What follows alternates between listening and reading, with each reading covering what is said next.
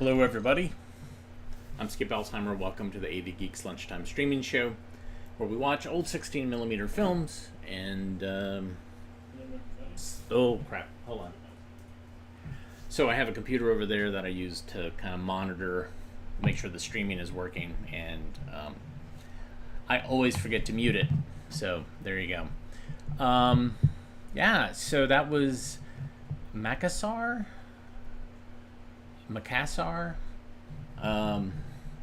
The annoying thing is, like, when you look at the pronunciation, it doesn't actually, like, if you don't know how to read the thing for pronunciation, how it's spelled out, what the special symbols mean, then you still don't know how to pronounce it, and that's the case with me. Anyways, it was the capital of this Indonesian province. It was the capital of the Dutch East Indies. And there you go. There was kind of a travel log visiting there. All right, so behind me, we have a film scanner, and we're going to watch a film live. This is called Living Metrics. And this is probably made when we were supposed to switch over to the metric system, but then something went horribly wrong. Enjoy.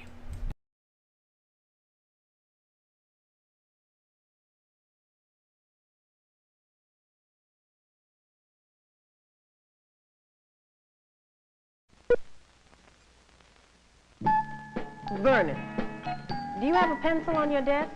Yes. If I were to ask you how long it is in centimeters, what would you say? Centimeters? That's right. 49. All right, Anita. If I were to ask you to tell me how many liters this jar will hold, what would you say? I don't know. Can anybody else in the class help me? Kenneth? 2. Jackie? 60? 60 liters, all right. Well, you know what I think? I think you're guessing. But we're going to learn this metric system. Let me show you a few things that will make it easier for you. Today's children live in a metrically measured world. Today's teachers have an obligation to lead those children into metrics.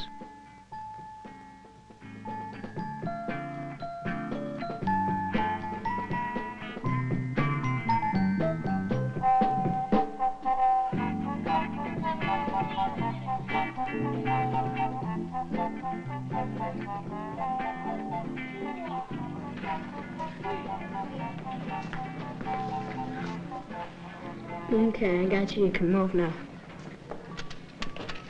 Don't let that quit. Don't stretch it so long. I bet I'm 140 centimeters tall. 141 centimeters. How many inches is that? Who cares? But I'm 141 centimeters. That puts me one step in front of Michael. You're right, Edward. You've come a long way in thinking metric. Look, Edward, you guessed your height very closely. Now, that's what we call estimating. Let's see how well we are estimating capacity. How many milliliters do you think are in this cup? About 450. Let's measure and find out. All right. Write 450 milliliters right up there on the board. Now, let's measure it. Go in, shake it down. Here, you can measure it. Okay. 400 milliliters. 400 milliliters. All right, write that right up there. For teachers, there's a special thrill in the moment when a pupil's mind and face are illuminated by the sudden brilliance of comprehension. When it happens, it's something to be shared. And I think we're really learning metrics. Look, we've been estimating and measuring in metrics. The children have even been measuring their heights. I wonder how many inches that is. Who cares? I'm 141 centimeters tall. Edward isn't converting figures to metric. He's converting himself to metric. Edward is becoming a metric convert. The same thing is happening to all the children. By immersing them in a metric environment, the children are becoming a part of this metric environment.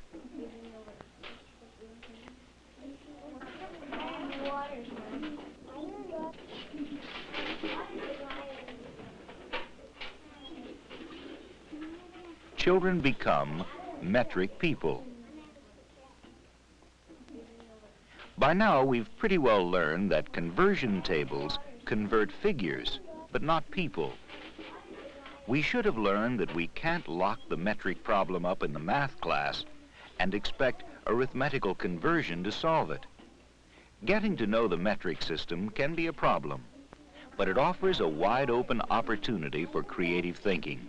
This is our capacity center. What is a capacity center? A capacity center is a place where people like Lisa and Michael spend their time measuring in milliliters. Now, you're full of good ideas, Jackie.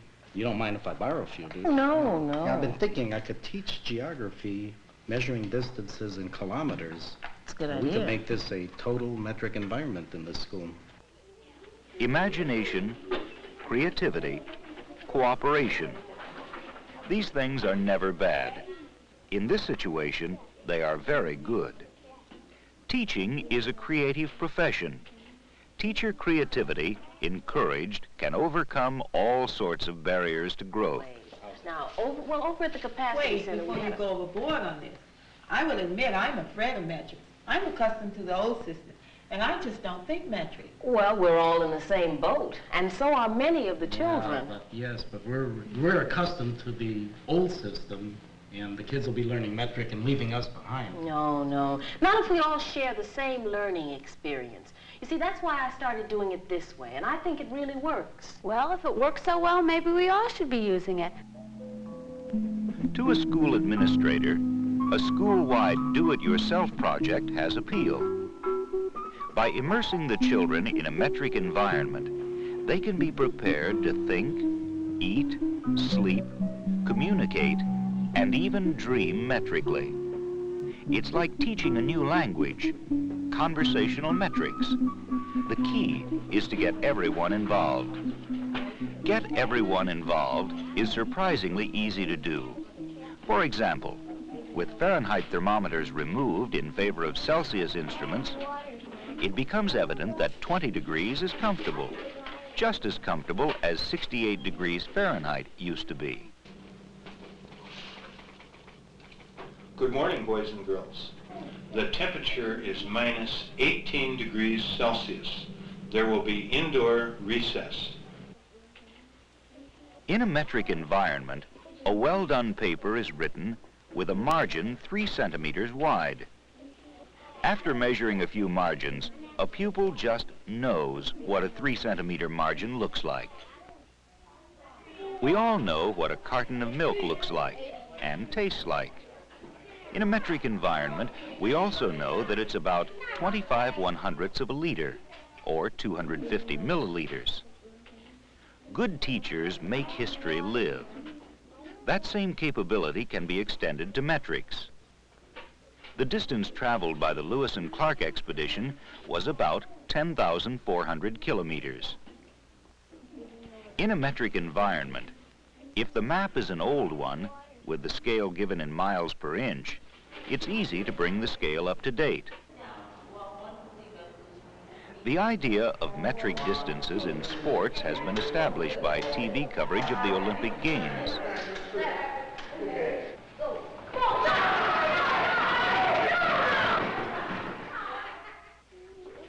With metric measures in use in every discipline, Think Metric is constantly reinforced.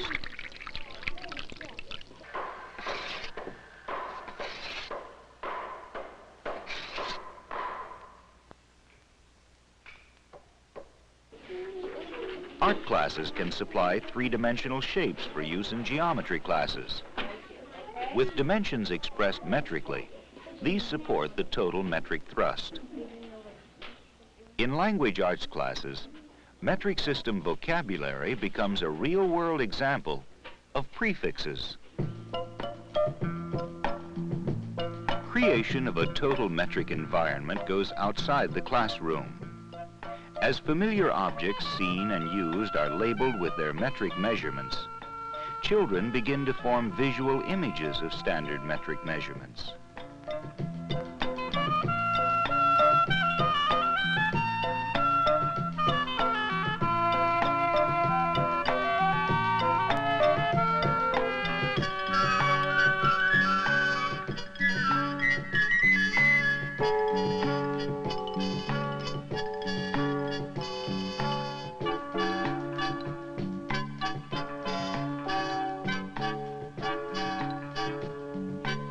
We learn through the things we see and touch and lift and use.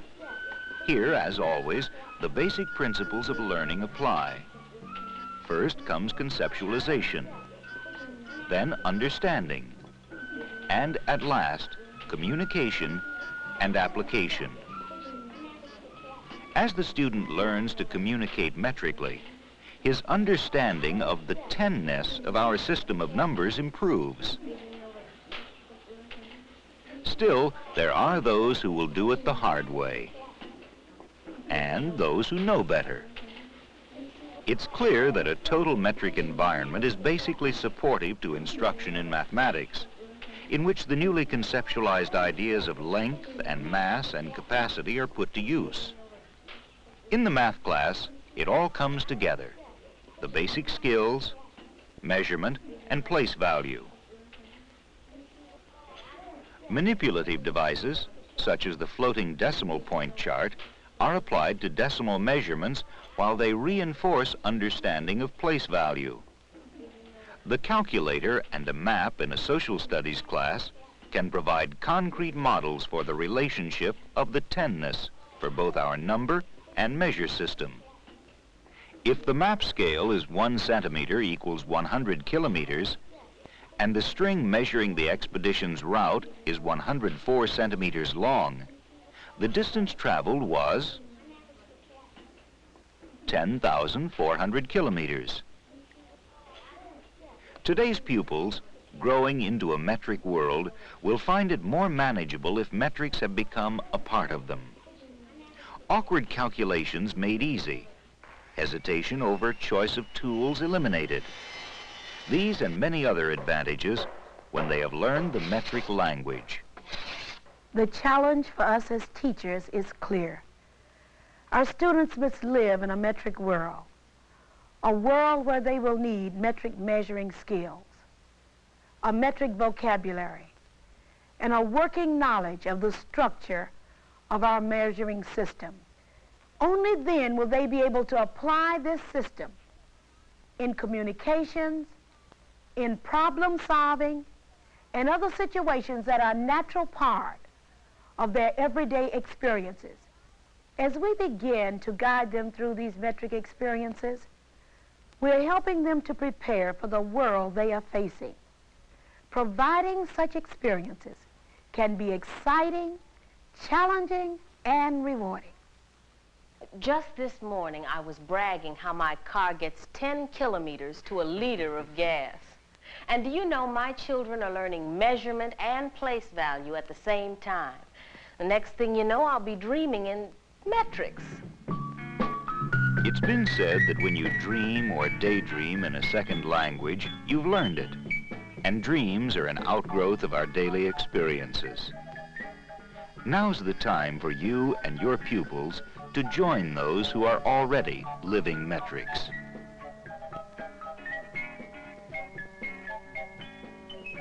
It's important that we count you in.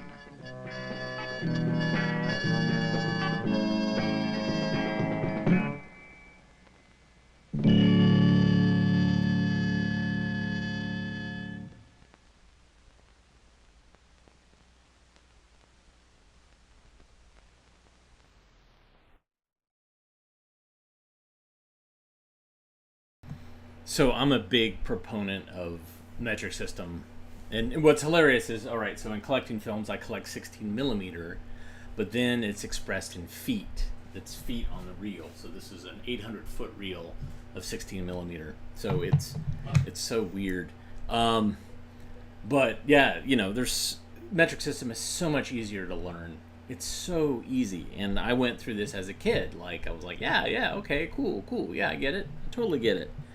And then, poof, it disappeared. Along with solar panels on the White House. They all went away. But this film, it feels like an indoctrination film for teachers. It's really like he's becoming a metric person, and you know, it's kind of like a cult. I can understand why people were like, whoa, whoa, whoa, whoa. But anyways, let's visit a tree farm. Enjoy.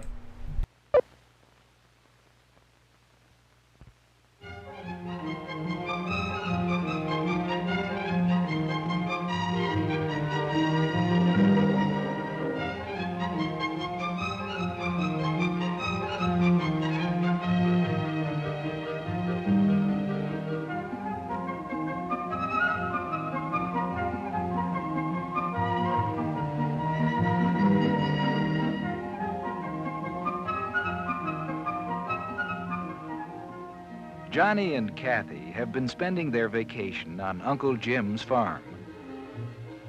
When Uncle Jim finds time, he tells them about the many activities on his farm. He's a farmer who grows food crops like corn and wheat. But on some of his farmland, which is too hilly for food crops, he grows trees. So he's a tree farmer, too.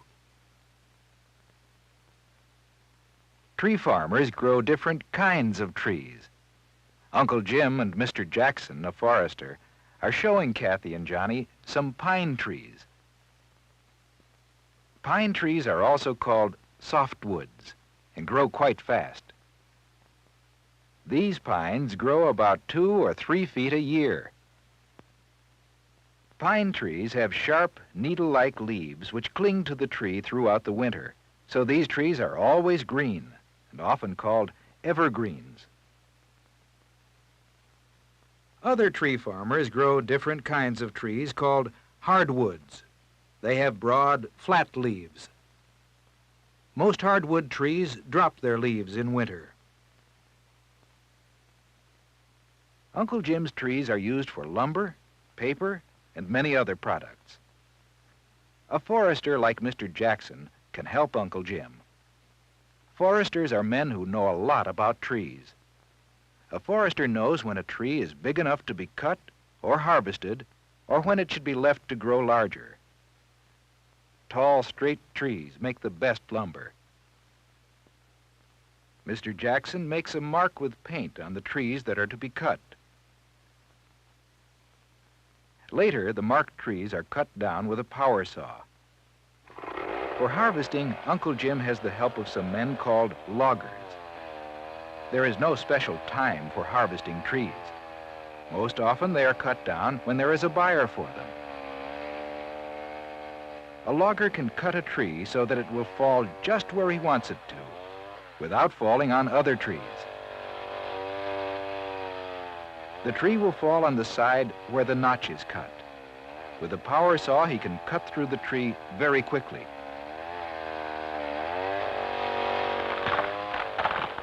Down it goes. The logger has cut the tree close to the ground, leaving a very short stump, so that most of the valuable wood is harvested. When the branches are cut from the fallen tree, it is called a log.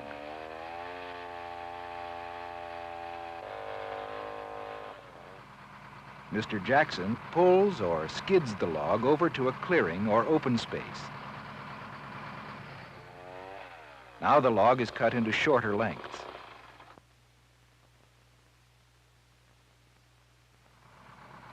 And now the trucks are ready to take the logs to a sawmill.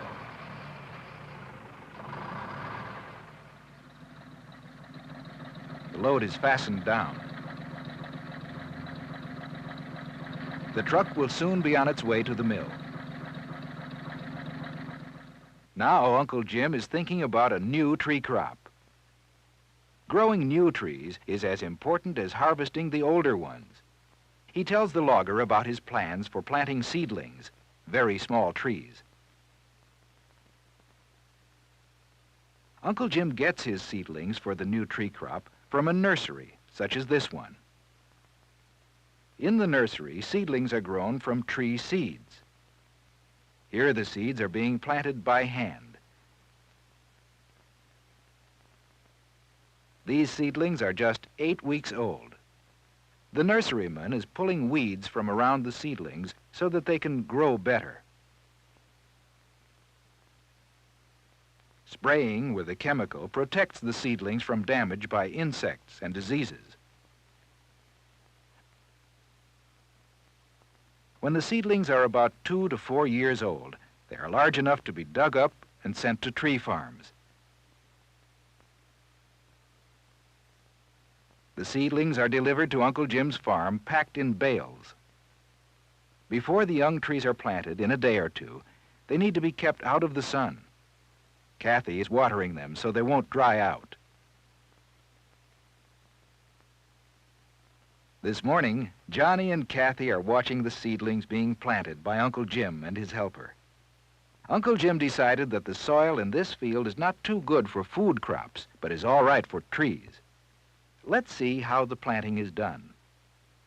The seedlings can be planted by hand, but using machinery is faster. Uncle Jim's tractor pulls a mechanical planter. First, the planter digs a trench for the seedlings.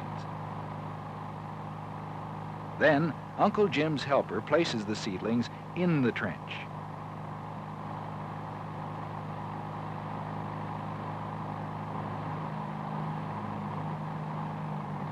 The rear wheels of the planter close the trench and pack down the soil around the seedlings. In another part of the tree farm, some older trees are being cared for. One job is pruning, that is, cutting off the lower branches. Doing this helps to grow stronger, better trees that produce good lumber. This road is another way of caring for the trees. The road is kept clear and is called a fire break. It would help keep a fire from spreading. Fire cannot easily cross an open space like this. On very large tree farms like those in the far west, towers are helpful in locating fires. Fire watchers scan the skies looking for smoke. From the lookout tower, we can see hundreds of acres of trees. On these large tree farms, helicopters are often used to plant new trees.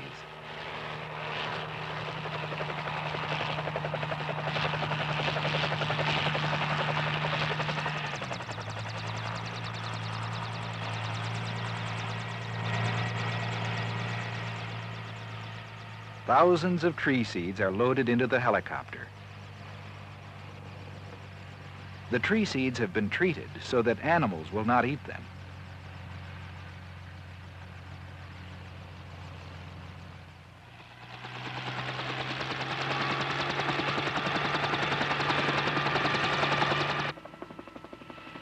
From the air, the seeds are scattered over the land where the old trees have been harvested.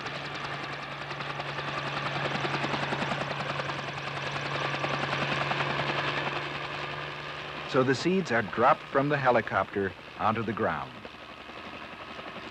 All of them will not take root, but many will grow into seedlings.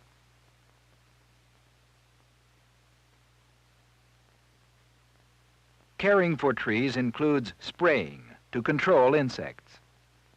A helicopter is used to spray trees on large tree farms. Very large trees are usually cut on these western tree farms.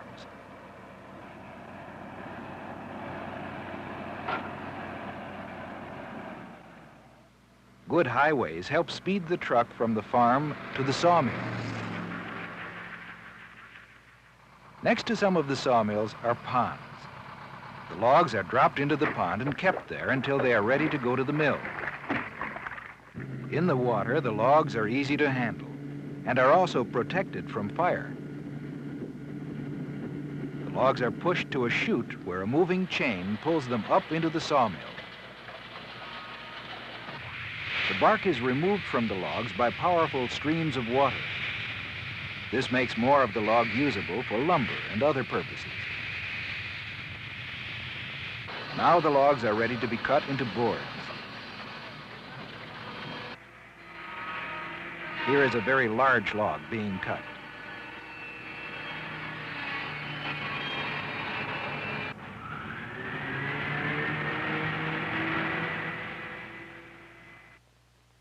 So we've seen what happens to the logs in the sawmill of a large tree farm. On Uncle Jim's farm, Kathy and Johnny's vacation is almost over. Uncle Jim has a surprise. He has bought each of them a seedling. They're the kind that can be planted in a backyard. Now they have their own trees to remind them about the many things that happen on a tree farm. How the trees are planted, how they are cared for, and how they are harvested.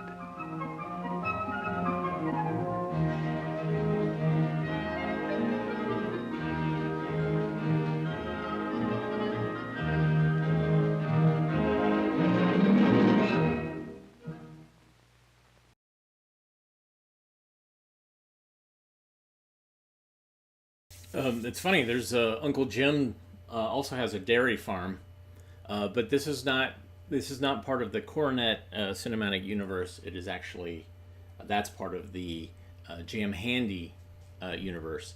But it's interesting that Uncle Jim just lives on a farm. Yeah, so normally I don't like to talk about current headlines, but Paul Reubens has passed, and that's I saw in the comments and kind of verified it.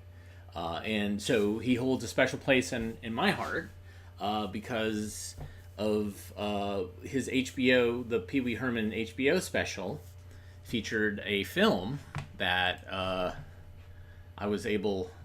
saw when I was, I think, in the 8th grade, and I was like, wow, that's a crazy thing. And it's one of those things that kind of made me start thinking about old school films as being funny or interesting.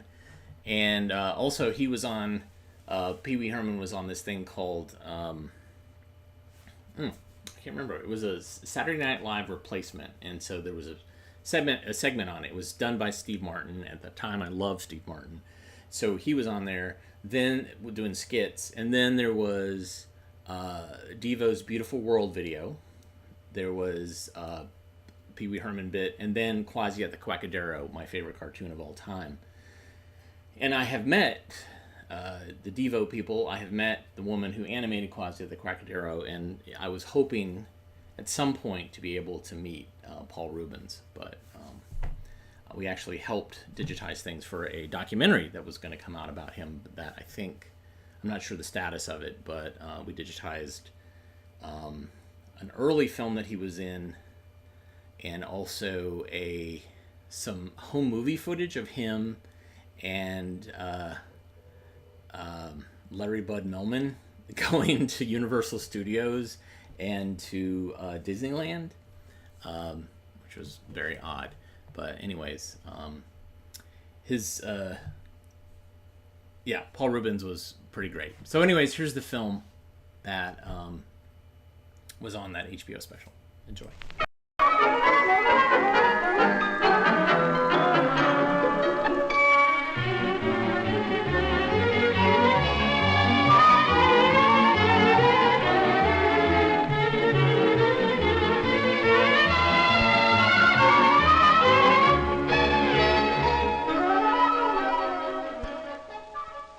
Just before lunch one day, a puppet show was put on at school.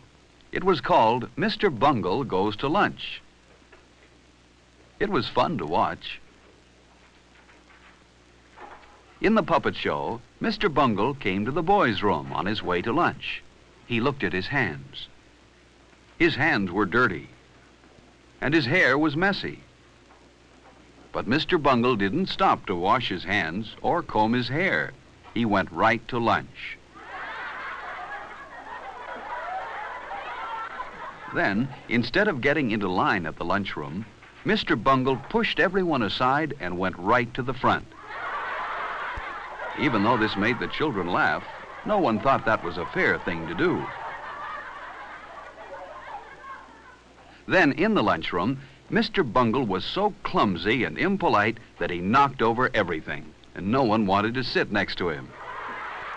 And when he finally knocked his own tray off the table, that was the end of the puppet show. The children knew that even though Mr. Bungle was funny to watch, he wouldn't be much fun to eat with. Phil knew that a Mr. Bungle wouldn't have many friends. He wouldn't want to be like Mr. Bungle. Later, Miss Brown said it was time for the children who ate in the cafeteria to go to lunch. She hoped there weren't any Mr. Bungles in this room.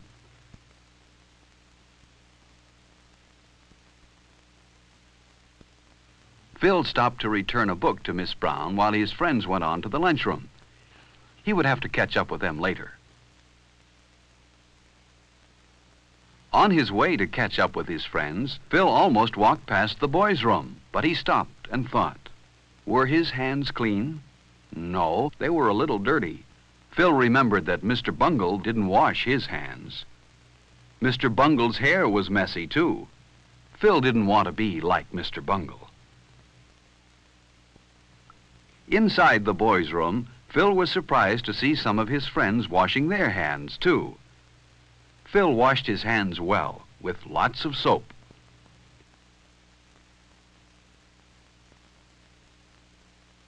Then he rinsed the soap off. Phil dried his hands well, too. When he was finished, he threw the paper towel in the basket where it belonged. And then he made sure that his hair looked neat. Now, Phil and his friends were ready for lunch.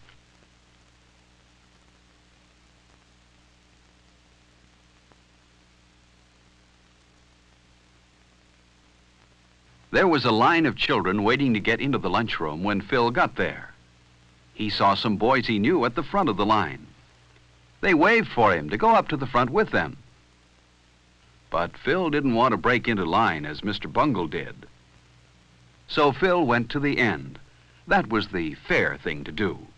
He would see his other friends inside the lunchroom. The line moved very fast, and soon Phil was inside. First, he picked up his tray.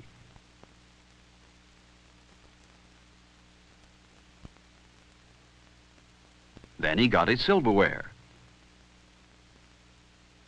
He put his knife, fork, and spoon neatly on the tray. And then he slid his tray along.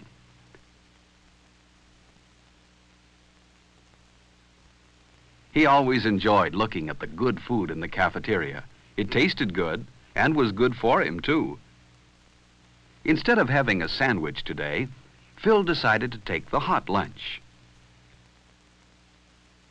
Phil took some bread and butter, too, and he knew what else he wanted, milk. But Alice took the last carton on the tray.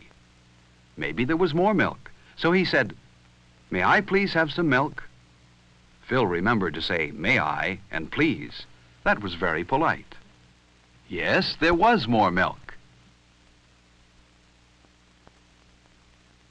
Phil remembered to say, "Thank you," when he took the carton of milk. Phil had good manners. He didn't want to be like Mr. Bungle in the lunchroom. Phil didn't want to forget his dessert. The cake looked delicious. At the end of the line, the lunchroom supervisor said she had noticed how polite Phil was, and she smiled at him. She wouldn't smile at a Mr. Bungle. Phil went to the table where his friends were. He put his tray down carefully, pulled out his chair quietly, and sat down. He knew his friends wouldn't like a noisy Mr. Bungle at their table. There was someone Phil liked, Freddie. He always brought his lunch from home. It looked good. Freddie had a sandwich, an apple, a cookie, and milk. Before Phil began to eat, he always put a napkin on his lap. So did Freddie. Everyone liked Freddie. He was very polite. For example, if he had food in his mouth when someone talked to him, he always took time to chew the food with his mouth closed and swallow before he answered. Phil noticed how straight and tall Freddie usually sat. Freddie kept his feet on the floor, too. Phil would rather be like Freddie than like Mr. Bungle. Another polite person everyone liked was Alice. For example, when Alice sneezed, she covered her mouth and nose. This protected her friends at the table from any germs. While Phil and his friends ate, a boy ran past their table. You shouldn't run in the lunchroom. Only Mr. Bungle would do that. Phil and his friends wouldn't like to have a Mr. Bungle at their table. Then lunchtime wouldn't be as much fun as it is. Phil ate slowly and enjoyed his lunch. Finally, he had eaten everything except his dessert. He saved his cake for last. Only a Mr. Bungle would eat his dessert before he had finished the rest of his lunch. And Phil wasn't a Mr. Bungle. The cake was good. Phil drank his milk carefully. Some children are messy when they drink milk, but not Phil. As each of Phil's friends finished, they didn't leave the table, but waited for all the others to finish eating too. Phil was the last one done. He wiped his mouth and hands carefully with his napkin. Then he cleaned the table where he sat. He didn't want to leave his place at the table dirty. Everyone at the table cleaned his own place well. But look at that table. It was left very messy. Phil thought a Mr. Bungle must have sat there. But Phil didn't want to be like Mr. Bungle, so he put his chair neatly into place. And his table looked fine. Not a piece of paper or scrap of food was left on it. No Mr. Bungle sat here. Phil's friends were careful to put their waste papers and empty milk cartons where they belonged. In this way, they helped keep the lunchroom clean. Phil was certain that Mr. Bungle wouldn't put his paper in the waste basket and his empty carton on the milk tray. Mr. Bungle probably wouldn't bother to put his lunch tray in the right place either, but Phil and his friends did. Lunch was good today. And then Miss Brown told Phil and his friends how proud she was of them. They had left their table the neatest in the lunchroom. No one here was a Mr. Bungle, and no one wanted to be. Are you like Mr. Bungle? Mr. Bungle is a shame because he spoils lunchtime. Don't be like Mr. Bungle. Have good lunchtime manners, and lunch will be more fun for everyone.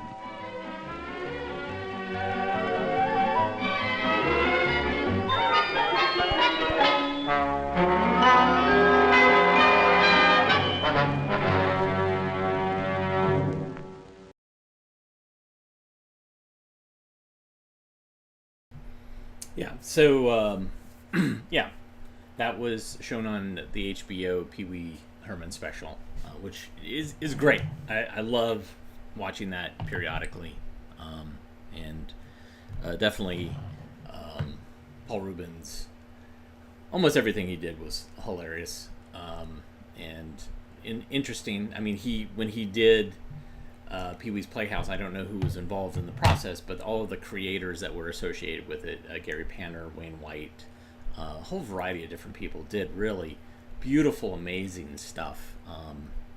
And for Saturday mornings, I was in college when it came on, and it was great. It was great to sip coffee and watch Pee-wee's Playhouse. All right, you will be missed. Here is for all of you who's looking to get a new job, here's a film that talks about that. And this is how you used to get a job before the internet. This is get that job lined up, your interview. Enjoy.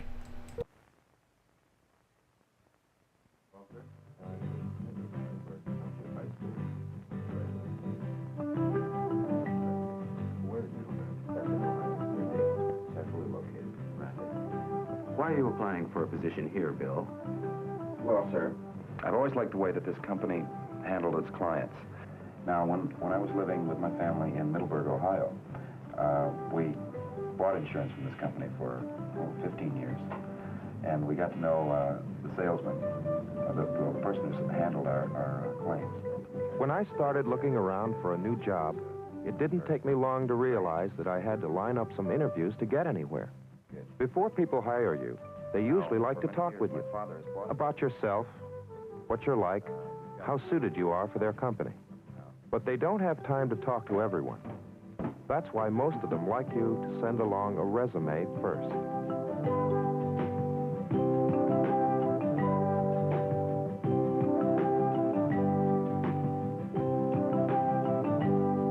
A resume is a written summary of yourself, of what you're all about.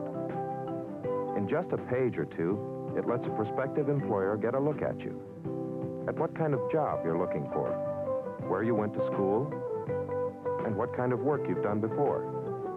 And I'll tell you, I found out a good resume is a lot more important than I thought. Everybody I interviewed with said the same thing. The policy here is that only job applicants who submit a resume get an interview. If someone calls up or writes asking for an interview, I tell them to send a resume first. After all, it's the only way I can evaluate all the requests I get each week. Yes, well, I hope you'll call us again. I hope we've helped you. Goodbye. One of the most important things about preparing a resume is to keep it to the point, to make it neat and clean. It shouldn't be gimmicky or filled with a lot of unnecessary information. Just a well-organized sheet with all the necessary information and facts. Sure, some of the best people we have here walk right in without a resume, but not many. I usually like to know a little bit about a person before I interview him. It saves a lot of time for the both of us. I mean, what good is an interview if I have to spend 90% of the time finding out where a person went to school or who they worked for in the past few years? Of course, when the thought of changing jobs first came up, I didn't have much idea of how to put together a resume. I didn't even know where to start. So I figured the best thing to do was head for the library. Sure enough, there was a whole shelf of books on the subject. I found a couple that looked pretty good and brought them home. They had examples of all different kinds of resumes. But I noticed that every one of them always included the same 4 basic sections: your personal background, your job objective, your education, and previous employment. A lot of times, personal history came first. When you were born, the condition of your health, your military experience, your height and weight, whether you're married, and if you have any kids or not. It gives a personnel director a much better picture of just who you are and what you're like right off the bat. But I guess the hardest part of the resume for me was putting down my job objective. You have to explain exactly what kind of work you want to do, but you've got to be completely honest in evaluating your own abilities and attitude. To get some ideas of how to do it, I looked at some of the sample resumes in this book and compared each job objective with the person's background and experience. I'm a buyer for a clothing store. That means I'm responsible for going to the trade shows and selecting which lines of sportswear we'll carry. When I got out of high school, I worked as a salesgirl in the women's section of a department store. But I wanted to do something else, something more rewarding. That's why I wanted to move up to this job. Now, I want to move up again. So the first thing I did was put together a resume. Considering my background and knowing that I wanted a job with more responsibility, the job objective was pretty obvious.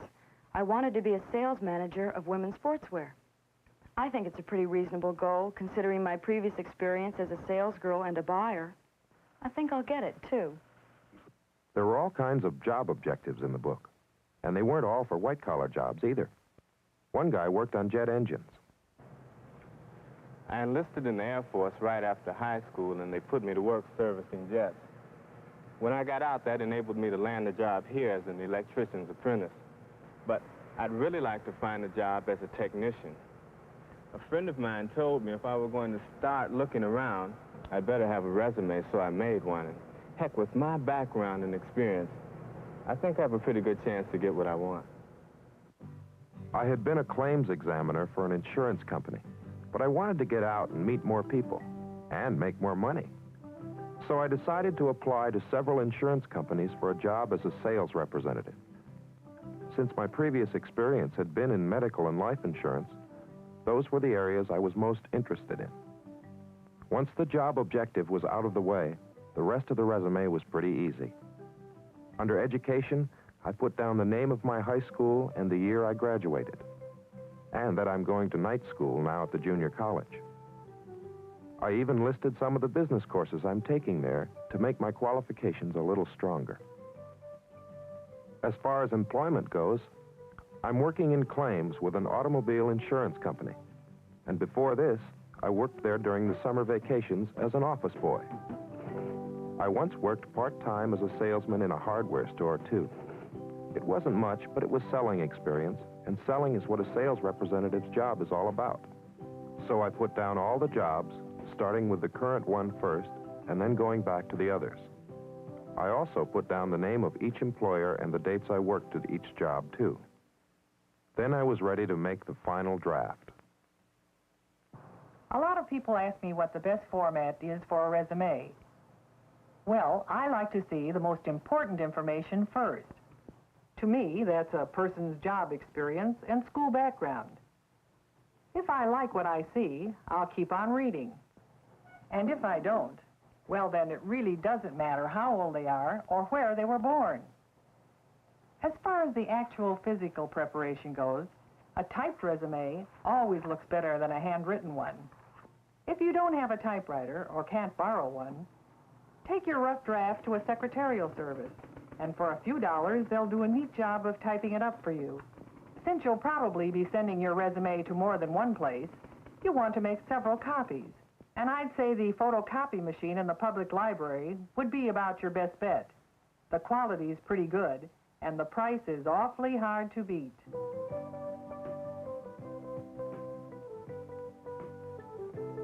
Before I sent out my resumes, I still had two things to do. First, I had to decide who to send them to. Then I had to write a cover letter for each one. Well, I made a list of 12 companies that I wanted to interview, so that meant I had to write 12 letters. What should an introductory letter say? Well, first of all, it shouldn't say too much. It should be brief, rarely more than one page. And it shouldn't simply repeat what you've already put in your resume. The first thing to do in the letter is to identify the position you're applying for. Be as specific as possible. Don't just say, I want a job with your company. Let them know exactly what job it is you want. And tell them what made you apply in the first place. Whether it was the want ads, or an employment agency, or a sign in front of the office. Or whether you simply took a chance and pulled their name out of the phone book. Let them know how your interests and experience, your goals and desires specifically relate to the type of work you're looking for. Remind them that you've included your resume, and conclude your letter by requesting the next step in the process of getting an interview. If it's a local company, you might take the initiative by suggesting that you'll call them to arrange an appointment. Or ask them to write or phone you at their convenience to set things up. If possible, the letter of introductions should be addressed to a specific person by name and by title. But whether you send it to someone specifically or simply in care of the personnel director, make sure your letter is short and to the point. Don't worry about being cute or clever. Well, I was finally ready to mail the resumes and letters of introduction and to begin the wait for results. Sometimes the wait can be pretty long. After all, a personnel director gets a lot of mail each day, and it takes time for him to evaluate each resume. Still, if you haven't heard anything from them after several weeks, it's probably a good idea to write a follow-up letter, asking what your status is and when they'll be able to plan an interview. A telephone call might help speed things up, too. But don't be too pushy, and be sure to thank them for their cooperation, even if they're not cooperating as much as you think they should be. In time, all of this will eventually result in your goal, getting the interview.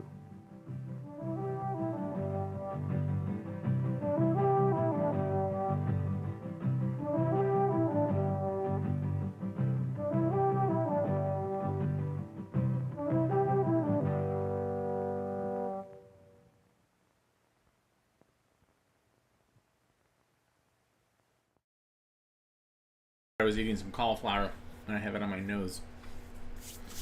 All right. Wow, that day went by very quickly. Yeah, let's watch one more film though. This is Grouping Things in Science. Things in Science. Yeah. Enjoy.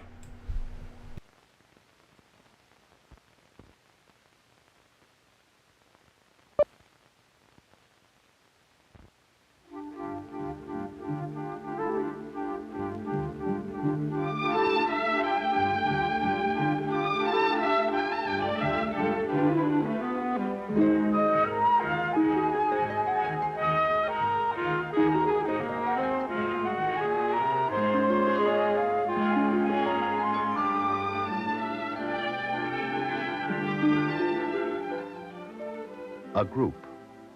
A group of paper plates in a grocery store. What do the plates have in common with other products nearby?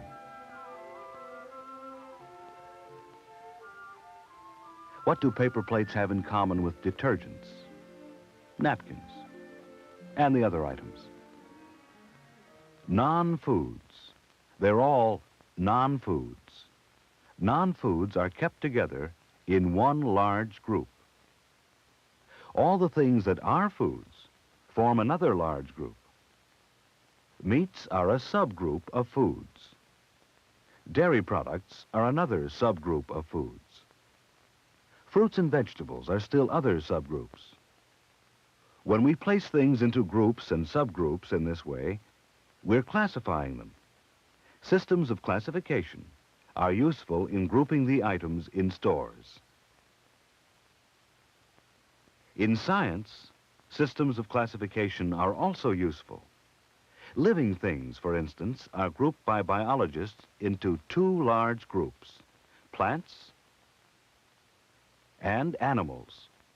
This group is sometimes divided into two major subgroups. One of these subgroups includes animals without backbones, such as an octopus, a jellyfish, a sea urchin, a crab, and an earthworm. These animals without backbones form one subgroup. Animals such as these, animals with backbones, form another subgroup. But so what? What good does it do to group a fish with an amphibian, with a reptile, with a bird, with a mammal? What can men learn in this way? Well, for one thing, scientists have found that these animals share characteristics other than backbones. Each has a well-developed brain. All mammals and other animals with backbones have brains. By placing these animals in a group, it's possible to compare their brains.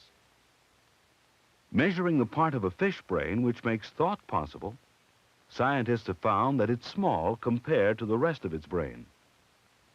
In an amphibian, this part of the brain is comparatively larger. In a reptile, still larger. In a bird, larger yet. And it's largest in a mammal. This relationship gives scientists a means of comparing the intelligence of these animals.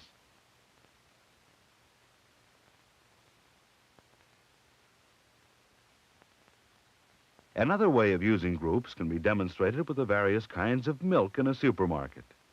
The milk is separated into distinct subgroups. Chocolate milk is in one subgroup, whole milk is in another, buttermilk in another, and skim milk in a fourth. The woman finds the kind she wants easily. But let's put back the milk for a moment and suppose that several kinds of milk had been mixed together in each row. Now the milk is no longer arranged by groups, but the groups are still identified by the labels. Imagine how it would be if we removed them. Now it's almost impossible for the customer to be sure of getting the right kind of milk. It's much easier when the milk is arranged and identified according to groups. Similarly, a scientist is often helped by knowing what group something is in. In a hospital, a technician finds what type of blood a certain patient has. He gives this information to a nurse who goes to a blood bank where blood is kept under refrigeration. All human blood is arranged into 4 groups: type O, type AB, type A, and type B. Grouping blood like this helps the nurse to find the right type quickly and helps her avoid mistakes, which could well mean the difference between life and death for her patient. To show another use of grouping, suppose a customer comes across something new, some tiny biscuits, crunchies. What are crunchies?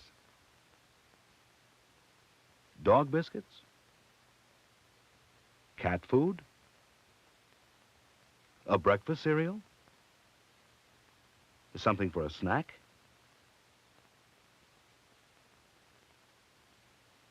Seeing that crunchies are grouped near pretzels, we can be pretty sure that they are something for a snack.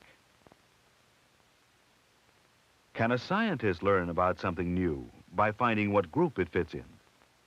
Suppose a chemist receives materials for forming a plastic, polymethyl acrylate. Polymethyl acrylate, one of a group of plastics. That tells him something about it, but exactly what sort of plastic is it? Is it a soft, flexible plastic? A hard, brittle plastic? A foamy, flexible plastic? The chemist has some idea of what sort of plastic it is because he knows that the word acrylate is related to acrylic. Acrylic plastics as a group are hard, durable plastics used in making football helmets, taillights, shoe heels, and other plastic products that have to take rough treatment. Knowing the characteristics of acrylics as a group, the chemist suspects that polymethyl acrylate is also a hard, durable plastic. Sometimes a new grouping is useful. In a store, bacon is generally grouped with other meats, but this grocer's customers look for bacon sometimes when buying eggs.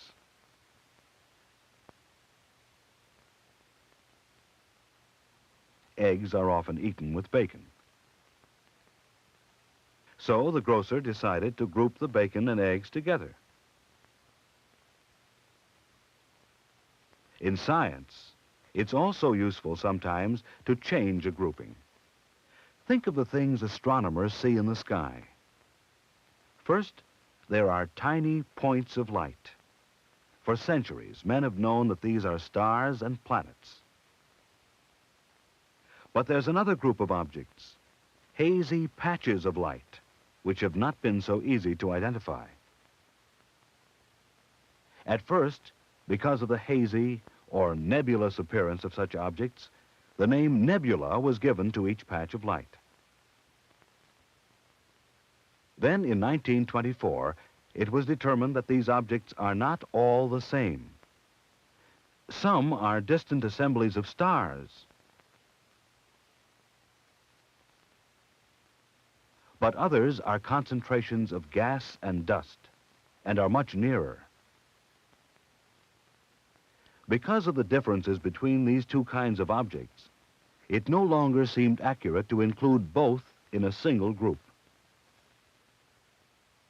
Today, the term nebula is usually used for the gaseous clouds. The term galaxy is used to describe each distant assembly of stars. A new grouping was made based on new information.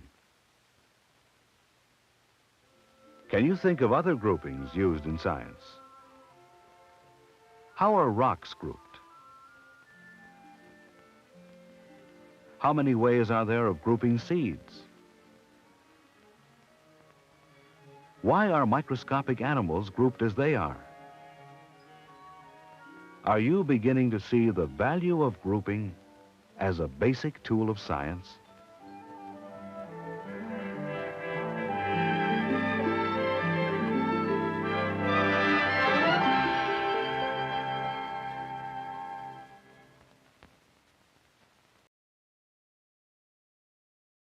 And they end with more questions than they've answered. It feels like uneven. Anyways, thanks for tuning in today. Very much appreciate your eyeballs. Tomorrow's a special day, and I'm not going to say why. I'll let you guys try to figure it out. So come by tomorrow, and we'll try to figure out what we're going to do to mark this special day. Everybody have a great rest of your Monday, and we will see you tomorrow. If you like what you saw, hit the thumbs up, the like button, the subscribe button.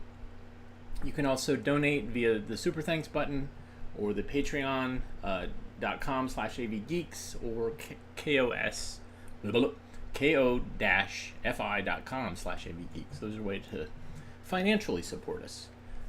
Otherwise, we will see you tomorrow. Everybody take care.